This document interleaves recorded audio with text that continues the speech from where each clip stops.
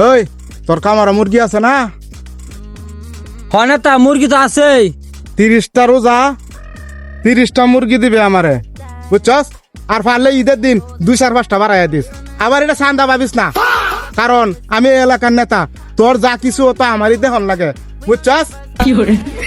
যাইতাছি গা, ইফতারের আগে মুরগিটা ভাড়াইয়া দিস আমার বাড়িত।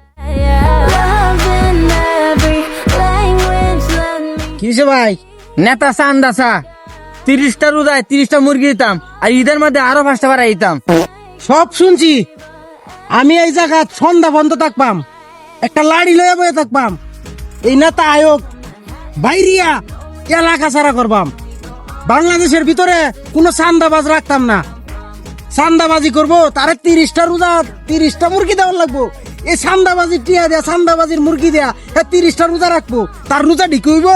আর এই ঈদ পালন করবো চান্দাবাজির মুরগি দেয়া, তার ঈদটা বাইর করবাম। আজকে আয়োগ চান্দাবাজি না, তাই এলাকা তখন লাগিতাম না।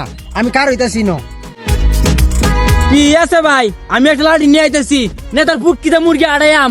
চাঁদা নয়, অধিকার চাই। আসুন অন্যায়ের বিরুদ্ধে দাঁড়াই।